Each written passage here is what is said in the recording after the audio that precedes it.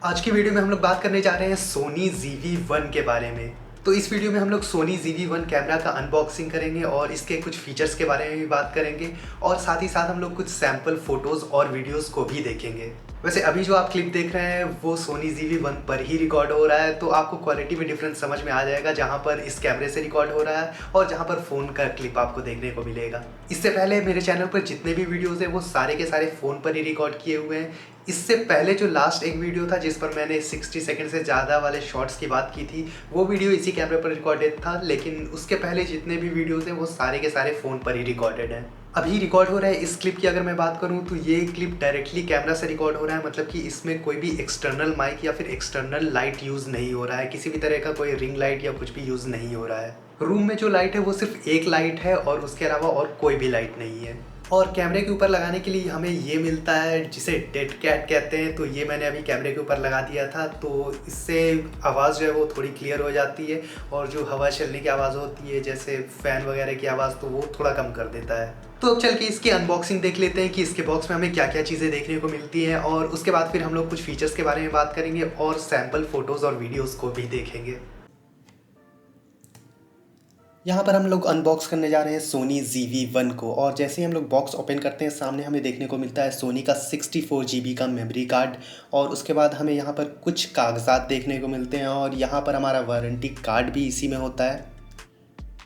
थोड़ा और ओपन करने पर यहाँ पर हमें देखने को मिलता है एक माइक्रो USB, और इसी से हमें अपने कैमरा को चार्ज करना है। और यहाँ पर हमें देखने को मिलता है एक बैटरी सोनी का NP-BX1, और साथ ही साथ हमें देखने को मिलता है ये एक डेड कैट जो कि हमने पहले भी वीडियो में देख रखा है। और लास्ट में हम लोग यहाँ पर निकालेंगे कैमरा को। ये है हमारा सोनी ZV-1 कैमरा जो कि कुछ इस तरह का दिखता है। इसके अंदर अब हम लोग बैटरी और मेमोरी कार्ड डाल देते हैं। तो सबसे पहले हम लोग इसे अनलॉक करेंगे और कुछ इस तरह से हम लोग बैटरी को डालेंगे कि एरो जो है वो लेफ़्ट साइड में होगा, और उसके बाद हम लोग इसे प्रेस करेंगे और वो लॉक हो जाएगा। इसके बाद हम लोग SD कार्ड डालेंगे, तो स्टिकर वाला साइड जो है वो बैटरी का ऑपोजिट पे होना चाहिए, और ये भी जब हम लोग प्रेस करेंगे तो एक क्लिक का साउंड होगा और उसके साथ ही ये लॉक हो जाएगा। कैमरा ऑन करने के लिए हम लोग सिंपली कैमरे के ऊपर ये जो ऑन ऑफ वाला बटन है उसे प्रेस कर सकते हैं, या फिर इसका स्क्रीन जो है वो एक फ्लिप स्क्रीन है, तो हम लोग सिंपली स्क्रीन को इस तरह से बाहर निकालेंगे और कैमरा जो है वो अपने आप ऑन हो जाएगा। और इस तरह से हम लोग स्क्रीन को फ्लिप भी कर सकते हैं, और फ्लिप करने के बाद हम लोग इसे कुछ इस तरह से लगा सकते हैं।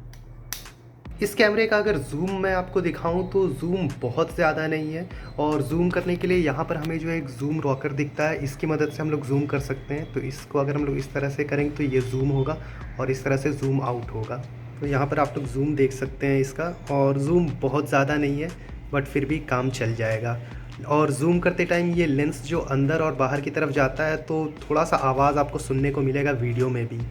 और फ्लिप स्क्रीन होने की वजह से आप अपने आप को भी कैमरे में देख पाएंगे रिकॉर्डिंग करते टाइम। और जैसे ही मैं यहाँ पर रिकॉर्डिंग स्टार्ट करता हूँ, और रिकॉर्डिंग स्टार्ट करने के लिए ये जो रेड वाला बटन है इसे आपको प्रेस करना है, और जैसे ही मैं इसे प्रेस करता हूँ तो आप देखेंगे रिकॉर्डिंग स्टार्ट हो जाएगा, और जैसे ही रिकॉर्डिंग स्टार्ट होता है आपको ये वाला जो रेड लाइट है वो जलता हुआ दिखेगा। आपने बहुत सारे यूट्यूबर्स को प्रोडक्ट शो करते टाइम कुछ इस तरह से करते हुए देखा होगा, और वो इसलिए क्योंकि कैमरा जो है वो जनरली आई को ट्रैक करता है और वो आँख पर फोकस करता है और प्रोडक्ट पर फोकस नहीं कर पाता है। इसलिए यूट्यूबर्स जो होते हैं वो अपनी आंखों को छुपाने की कोशिश करते हैं ताकि प्रोडक्ट पर फोकस हो सके। लेकिन इस कैमरा में हमें उस तरह की कोई भी चीज़ करने की ज़रूरत नहीं है, क्योंकि इसमें जो है वो प्रोडक्ट शोकेस मोड दिया गया है जिसकी मदद से कैमरा अपने आप प्रोडक्ट पर फोकस कर लेता है और हमें अपने आंखों को इस तरह से छुपाने की ज़रूरत नहीं पड़ती है। तो देखते हैं प्रोडक्ट शोकेस मोड ऑन करके। तो यहाँ पर मैंने प्रोडक्ट शोकेस मोड ऑन कर लिया है, और प्रोडक्ट शोकेस मोड ऑन करने पर एक चीज़ आपको ध्यान रखना होगा कि आपको अपने कैमरा को ट्राइपॉड पर ही रखना होगा, क्योंकि जब भी आप लोग प्रोडक्ट शोकेस मोड ऑन करते हैं तो स्टेबलाइजेशन जो है वो काम नहीं करता है। तो इसलिए ऐसे सिचुएशन में आपको अपने कैमरा को ट्राइपॉड पर ही रखना होगा। तो ये मेरे पास एक छोटा सा प्रोडक्ट है, ये एक कार्ड रीडर है, तो इसे देखते हैं कि किस तरह से फोकस कर पाता है। तो यहाँ पर मैं अपनी आंखों को छुपा नहीं रहा हूँ, और आप देख सकते हैं कि ये प्रोडक्ट पर ही फोकस कर रहा है और वापस मेरे फेस पर, और आप देख सकते हैं वापस प्रोडक्ट पर फोकस कर रहा है।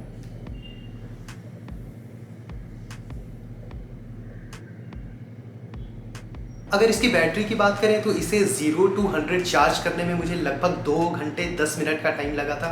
अब हो सकता है ये थोड़ा ऊपर नीचे हो सकता है अगर आप कोई फास्ट चार्जर यूज़ करें या स्लो चार्जर यूज़ करें। जिस तरह का चार्जर आप यूज़ कर रहे हैं उसके वजह से थोड़ा फ़र्क पड़ सकता है, क्योंकि हमें साथ में कोई चार्जर नहीं देखने को मिलता है, सिर्फ एक माइक्रो USB केबल देखने को मिलता है। अगर 100% चार्ज करने के बाद हम वीडियो रिकॉर्डिंग की बात करें तो मैंने 1080p में वीडियो रिकॉर्ड करके देखा, और जब 100% था तब से रिकॉर्ड करना स्टार्ट किया और 0% होते होते लगभग 1 घंटे 10 मिनट का वीडियो रिकॉर्ड हुआ। तो 1 घंटे 10 मिनट में पूरा बैटरी ड्रेन हो गया और जो फाइल साइज़ था वो कुछ लगभग 30 GB का बना।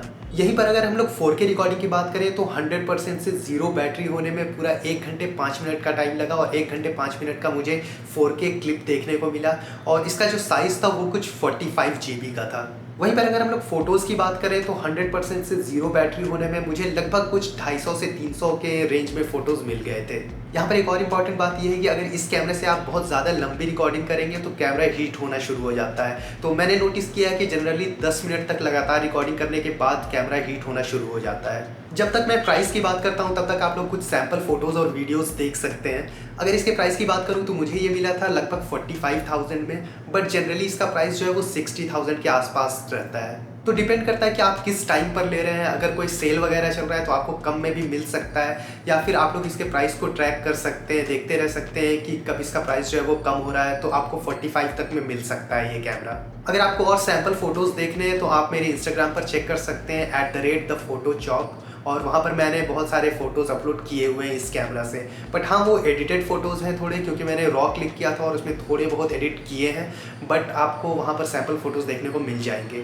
तो अगर आप अपनी वीडियोस फ़ोन से रिकॉर्ड करते हैं तो आपके लिए एक अच्छा अपग्रेड हो सकता है। मैंने भी सिर्फ इसीलिए अपग्रेड किया है क्योंकि मैं अपनी सारी वीडियोस को फ़ोन से रिकॉर्ड कर रहा था और मैं चाह रहा था कि थोड़ा अपग्रेड किया जाए, इसलिए मैंने ये कैमरा लिया है। तो अगर आप भी फ़ोन से रिकॉर्डिंग करते हैं और आप अपग्रेड करना चाहते हैं तो ये कैमरा आप ले सकते हैं। इसका लिंक आपको डिस्क्रिप्शन में मिल जाएगा, तो वहाँ से जाकर आप लोग चेकआउट कर सकते हैं।